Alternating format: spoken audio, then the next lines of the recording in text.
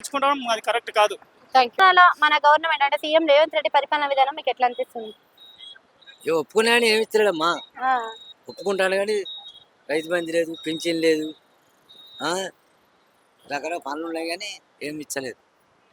ఉచిత కరెంట్ అన్నాడు, ఉచిత బస్ అన్నాడు, 500 రూపాయల గ్యాస్ అన్నాడు, ఇవన్నీ వస్తున్నాయి కదా మరి. ఎక్కడ వచ్చినాయమ్మా? చాలా మందికి వస్తున్నాయి అని చెప్తారు కదా, వస్తలేవా? రాలేదు. మీకైతే ఎందుకు అప్లికేషన్ పెట్టుకోలేక రాలేదా లేకపోతే నార్మల్ గా రాలేదా? నార్మల్ రాలేదు. ఓకే. ఉచిత బస్సు అసలు దాని వల్ల ఉపయోగం ఉందంటారా లేదంటారా? దేనివల్ల? ఉచిత బస్సు వల్ల, ఫ్రీ బస్. బస్సు లేడీస్కి ఉంది, బాయ్స్కి ఉంది అమ్మా.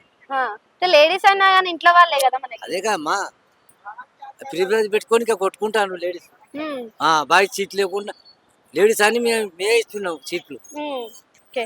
అంటే ఇప్పుడు చూస్తున్నారు కదా ఈ పరిపాలనలో సంవత్సరం నుంచి చూస్తున్నారు, అసలు ఈ సంవత్సరంలో ఆయన చేసిన మార్పులు ఏమైనా కనిపిస్తున్నాయా? అసలు మార్పులు ఉన్నాయా? నాకేదేం కనపడలేదమ్మా. కనపడలేదు. కానీ కేసీఆర్ ఉన్నప్పుడు ఇట్లాంటి స్కీమ్లు అయితే ఏం లేవు కదా, మరి కేసీఆర్ ప్రభుత్వం మీకు నచ్చిందా? ఇక కేసీఆర్ అయిపోయిన కొంచెం మనకు అవసరం ఇప్పుడు నచ్చేది కావాలి. హైడ్రా అనేది ఒక సిస్టమ్ ని తీసుకొచ్చింది కదా రేవంత్ రెడ్డి, హైడ్రా వల్ల ఉపయోగం ఉందంటారా లేదంటారా మీ ఉద్దేశ ప్రకారం? హైదరాబాద్ అమ్మా, హైదరాబాద్ కానీ అంతటి ఉండాలి కదా. హైదరాబాద్ పత్రిక పల్లెటూళ్ళు అంతా ఒక తీరు ఉండాలి, ఏమైనా జనాలు కదా. ఓకే. ఆయన బెస్ట్ సీఎం, ఈయన బెస్ట్ సీఎం అంటే ఏం చెప్తారు మీరు? 10 ఏళ్ల పరిపాలన కేసీఆర్ చూసిండ్రు, సంవత్సరం నుంచి రేవంత్ రెడ్డి చూస్తున్నారు, ఆయన ఈయన బెస్ట్ ఎవరు అంటారు? నాకా